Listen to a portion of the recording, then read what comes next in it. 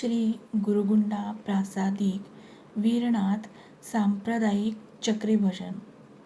विठ्ठल भक्तीचा दिव्य आध्यात्मिक अनुभव देणारे चक्री भजन शके 1715 म्हणजेच इसवी सन 1793 पासून श्री गुरुगुंडा महाराज व त्यांच्या शिष्यमंडळींकडून विठ्ठलचरणी चंद्रभागा माईच्या पवित्र जलाप्रमाणे अखंडित अविरत प्रवाहित होते आहे. शके 1675 मध्ये उदगीर जिल्हा लातूर येथे जन्मलेले श्री गुरुगुंडा महाराज यांनी देवपूर म्हणजेच देगलूर जिल्हा नांदेड येथून जवळ असलेल्या रामपूर या पवित्र तीर्थभूमीवर शके 1703 ते शके 1715 या काळात तपश्चर्या केली. तपश्चर्येचा अंतिम काळात सलग 14 दिवस निराहार राहून श्री गुरुगुंडा महाराजांनी भगवंताला अत्यंत करुणाभावनेने आळवीत प्रसन्न करून घेतले. भगवंताला आळवताना गुंडा महाराजांनी विविध संतांचे अभंग व भगवंताच्या विविध रूपांचा नामोल्लेख असलेले भजन गायले. गुंडा महाराजांच्या या 12 वर्षांच्या तपश्चर्या काळात व 14 दिवसांच्या निराहार उपोषणात श्री गुंडा महाराजांच्या पत्नी सौ राजाई साहेब सदैव त्यांच्या सोबत तपश्चर्या करत होत्या. श्री गुरुगुंडा महाराजांनी हे कृपाप्रासादिक चक्री भजन नित्य दररोज भगवंताच्या चरणी आळविले. त्यांच्याकडून ही भजनाची सेवा त्यांचे शिष्य वीरनाथ महाराज औसेकर यांना प्राप्त झाली. भजनाची सेवा शिष्याकडे सोपविताना प्रासादिक वीणा, चिपळ्या, घुंगरू, धाटा म्हणजेच लाल रंगाचे मुंडासे श्री गुरुगुंडा महाराज यांच्याकडून श्री वीरनाथ महाराज यांना प्राप्त झाले. शके 1715 नंतर ही सेवा श्री वीरनाथ महाराजांना प्राप्त झाली. भजन करत असताना पांढरा शुभ्र सदरा, धोतर, गळ्यात नारदीय वीणा, हातात चिपळ्या, डोक्यात हिरवा फेटा जो निलंगावासी सुफी संत पीरपाछा यांचा कृपाप्रसाद आहे. पायात चाळ म्हणजेच घुंगरू, कमरेस हिरवी शाल, गळ्यात तुळशीहार, फेट्यावरून डोक्यास हनुवटी खालून घेऊन घट्ट गुंडाळलेला लाल धाटा म्हणजे मुंडासे, पाठीवर फुलांचा शेला, डोक्यावर फुलांचा नागफणी रूप मुकुट असा पोशाख परिधान केला जातो. असा पोशाख परिधान करून श्री गुरु महाराज भजनाचे नेतृत्व करतात.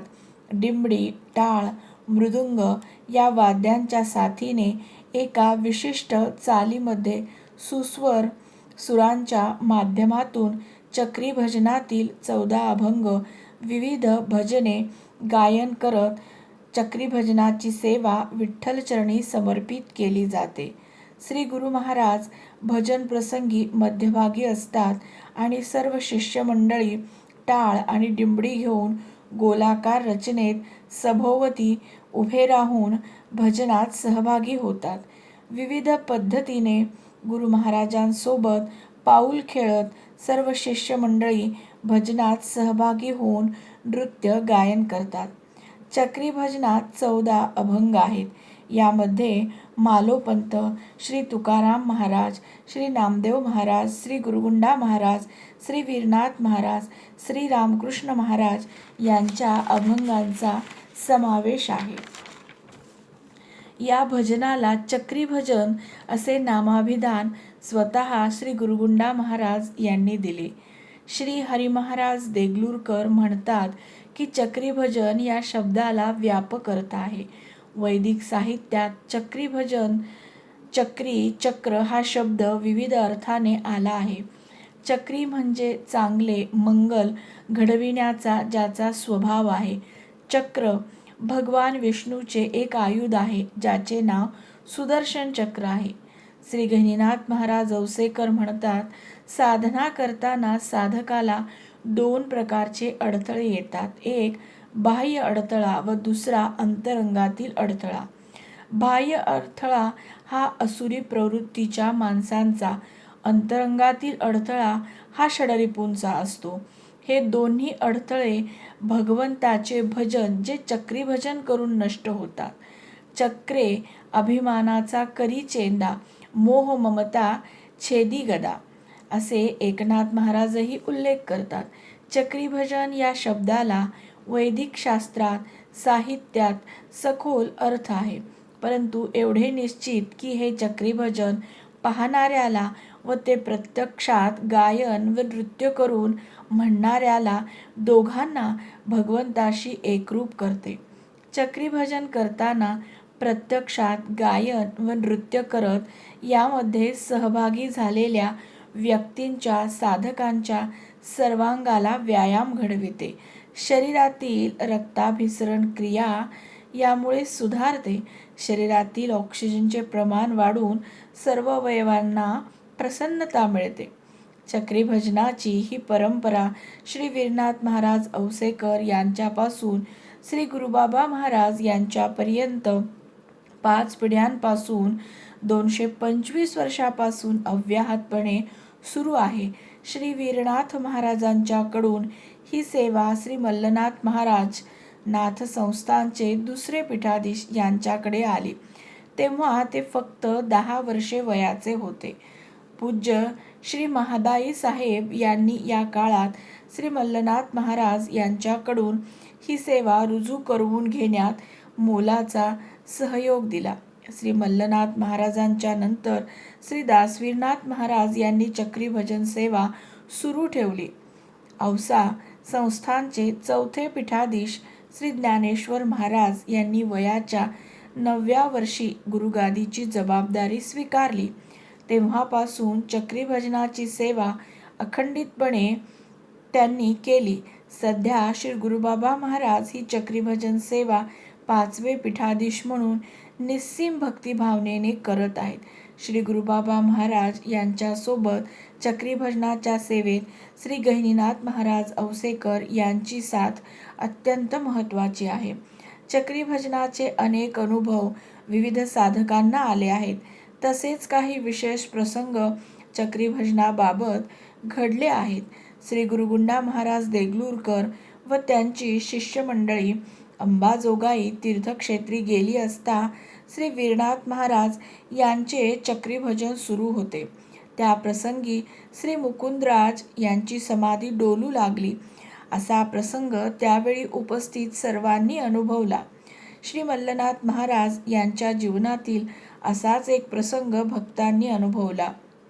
हैदराबाद येथून परत येत असताना श्री मल्लनाथ महाराज व सर्व मंडळी लिंगमपल्ली रेल्वे स्थानकात रेल्वेची वाट पाहत होती. सायंकाळची वेळ होती.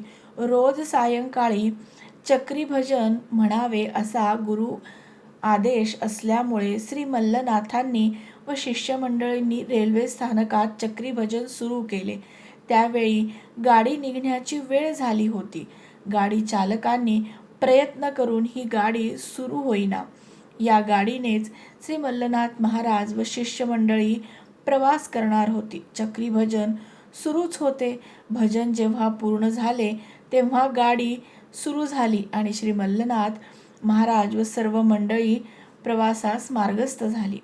चक्री भजनाचा एक दिव्य अनुभव श्री ज्ञानेश्वर महाराज औसेकर व त्यांच्या अर्धांगिनी पूज्य श्री लीलाबाई साहेब यांना जगन्नाथपुरी येथे आला. श्री ज्ञानेश्वर महाराज शिष्यमंडळींसोबत जगन्नाथपुरी येथे गेले होते. त्यावेळी लक्ष्मी मातेच्या मंदिरात चक्री भजन सुरू होते. या प्रसंगी एक गुजराती महिला तेथे भजनात येऊन सहभागी झाली. आईसाहेबांनी त्या महिलेस परिचय विचारला तेव्हा तिच्या जिभेवर त्यांना लखलखीत असे शिवलिंग दिसले. भजन झाल्यानंतर श्री ज्ञानेश्वर महाराज श्री लीलाबाई साहेबांना म्हणाले, तुम्ही बोलत होता तो बुवा म्हणजेच माणूस कोण होता?